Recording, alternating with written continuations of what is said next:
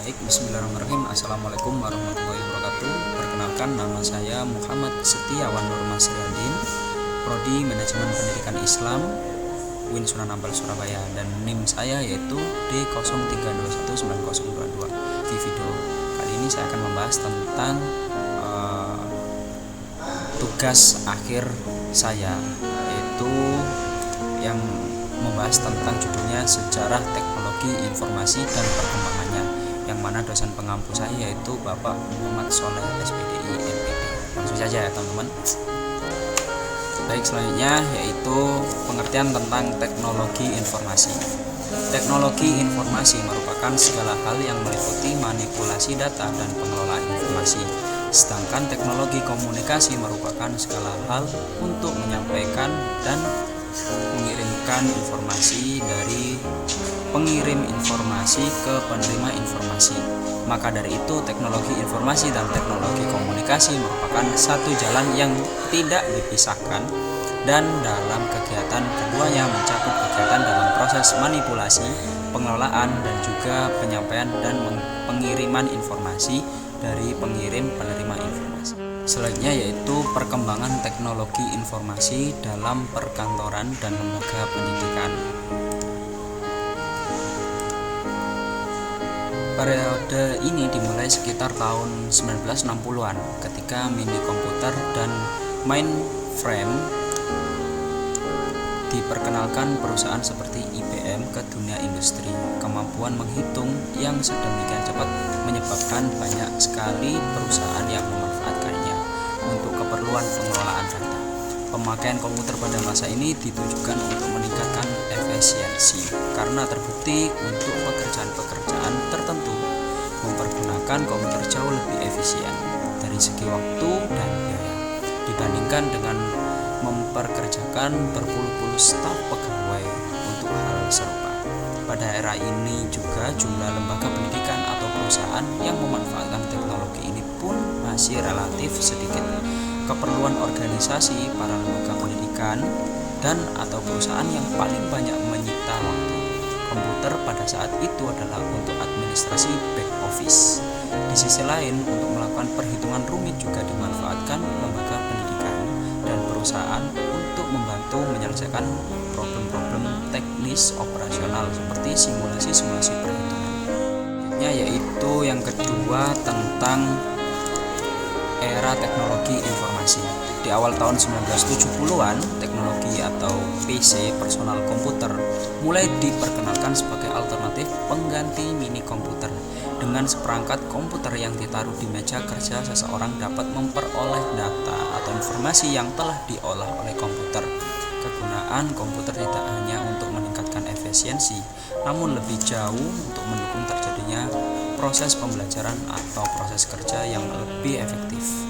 Pemakaian komputer kemudian semakin marak, terutama didukung dengan alam kompetisi yang telah berubah dari monopoli menjadi pasar bebas secara tidak langsung.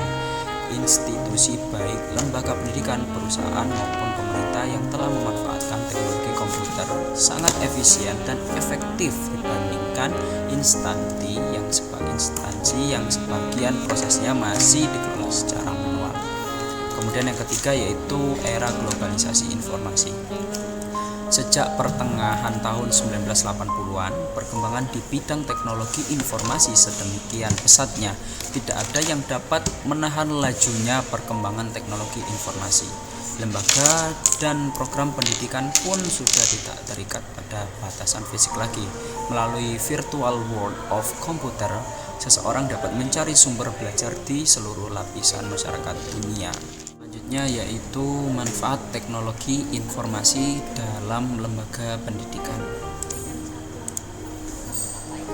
Yang pertama yaitu manajemen sistem informasi. Sistem informasi manajemen, biasa kita sebut SIM, merupakan sebuah sistem informasi keorganisasian yang mendukung proses-proses manajemen. SIM yang baik sangat membantu dalam efisiensi waktu dan materi transaksi organisasi serta mendukung fungsi operasi manajemen dan pengambilan keputusan. pemanfaatan teknologi informasi untuk menjalankan sistem informasi, kemungkinan aliran informasi berjalan dengan cepat dan akurat. Kemudian e-learning. E-learning merupakan bentuk teknologi informasi yang diterapkan di bidang pendidikan dalam bentuk maya. Melalui e-learning, belajar tidak lagi dibatasi oleh ruang dan waktu. Belajar dapat dilakukan di mana saja dan kapan saja. Belajar mandiri berbasis kreativitas peserta didik yang dilakukan melalui e-learning mendorong peserta didik untuk melakukan analisis dan sintesa pengetahuan, menggali, mengolah, dan memanfaatkan informasi, menghasilkan tulisan, informasi, dan pengetahuan sendiri. E-learning dilakukan melalui jaringan internet sehingga sumber belajar bukan hanya guru, tetapi juga siapa saja yang ada di berbagai belahan dunia. Kemudian yang ketiga, media pembelajaran. Pemanfaatan teknologi informasi sebagai media pembelajaran dapat melalui pemanfaatan internet dalam e-learning maupun penggunaan komputer sebagai media interaktif. Para peneliti menemukan bahwa ada berbagai cara peserta didik dalam memproses informasi belajar yang bersifat unik. Sebagian mahasiswa lebih mudah memproses informasi belajar secara visual, sebagian lain lebih mudah memproses informasi melalui suara atau auditorial, dan sebagian lain lebih mudah memproses informasi belajar dengan cara melakukan sentuhan atau praktek langsung atau kinestetik.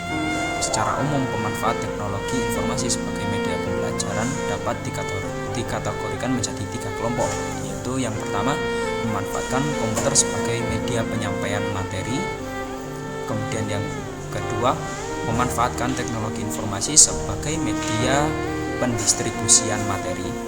Kemudian yang ketiga, memanfaatkan teknologi informasi sebagai media komunikasi dengan pakar atau narasumber. Adapun yang terakhir tentang manfaat teknologi informasi dalam perkantoran. Yang pertama yaitu memberikan berbagai informasi yang sebagai fungsi dan syarat dalam sebuah organisasi. Yang kedua, untuk memberikan data dan berbagai informasi berdasarkan tujuan dan menggunakan data tersebut sesuai perencanaan, pengembangan, pelatihan, serta evaluasi kerja. Kemudian yang ketiga, untuk memberikan data dan informasi bagi organisasi sesuai dengan kebutuhan. Yang keempat, untuk mempercepat pengambilan dan memproses data. Yang kelima yaitu mempermudah dalam pengambilan keputusan yang lebih efektif. Dan yang keenam yaitu untuk pelayanan informasi lebih stabil dan transparan. Sekian, terima kasih.